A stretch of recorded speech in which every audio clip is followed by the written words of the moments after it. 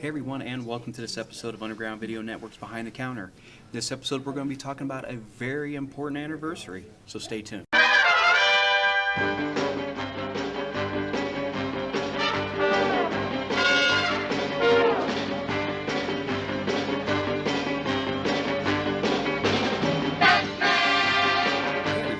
Welcome to this episode of Behind the Counter. I'm Mike Boroff. I'm Richard Carajan. And we are here to talk to you today about a very important anniversary, a big, I dare I say, milestone. 80 years in the making. That's right, 80 years. We are celebrating Batman's 80th anniversary.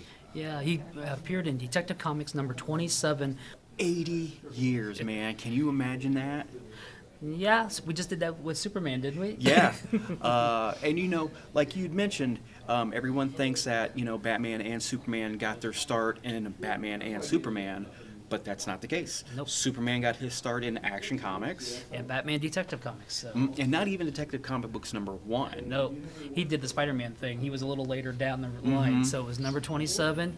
And I remember stories about it. My dad told me because he actually read both of those. So, you know, it's one of them things. And it's amazing to see that these two characters who weren't even the forefront of those particular books. Yeah, because Detective Comics was a detective book. Yeah. I mean, I can't remember the character's name. He was like a detective solving mysteries and stuff. And then they just included Batman on a whim because Superman was so popular, they wanted another superhero. Yeah, but 80 years, man. And I talk about TV shows, comic books, endless cartoons, animated, movie after movie after movie. But the one thing that always kept constant was the comics. Right, and it's just celebrated another milestone itself. Yes. The 1000th issue had just come out. 1,000. Do you guys, to people outside the comic book, you know, fandom, it's very rare that that most titles go 100 issues, 200 issues. Right. 1,000 issues, 1,000 books have been made of Superman and Batman. Right. So it's, like I said, 80 years is a long time to make some issues. Yeah. And this issue, maybe little spoilers for those of you who haven't read it yet. Batman 1000. First of all, how many damn covers did they release? It was the 90s all over. Oh. Yeah, and it was one of those moments. I'm not particularly one of those multi-cover guys. You know, it's like it's gonna get put in a bag and put in a box and put away. But it was like there was so much good art to these covers this time. You know, so many people have so many great interpretations of Batman. It was really hard to choose. Yeah, I don't do the multiple covers anymore. I lived through the 90s, so, you know. I'm really surprised there wasn't a hologram on one of them, you know? Yeah, I haven't seen one of them for a while. Yeah. But the book itself was really good. What was nice about it they were standalone stories. Right.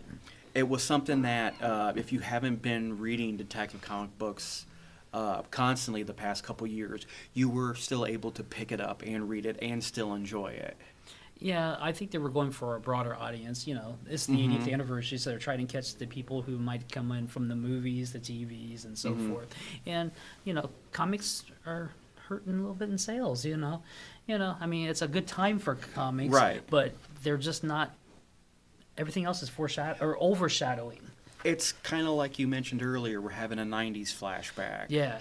I'm seeing a lot of similarities between not only, you know, the multiple covers, you know, but the sales. You know, it seemed like for a while when it peaked, they did the supply and demand thing where it was, we're giving you too much supply. And the Marvel. demand, yeah, and the demand is pulling back. You know, there's just not every single character needs his own book. And that's the problem is they're saturating the market with this character and this character and this character when all of those characters together could make one solid book that's worth buying. Yeah, called Justice League. Oh. But no, we digress. Batman 1000 was really good. I really enjoy Batman. I wouldn't say he's one of my top tier favorite characters, but this was a really good book. Yeah, it was, well, pick it up, see for yourself. So. Yeah. A lot of different story styles, a lot of different art styles. Very enjoyable book.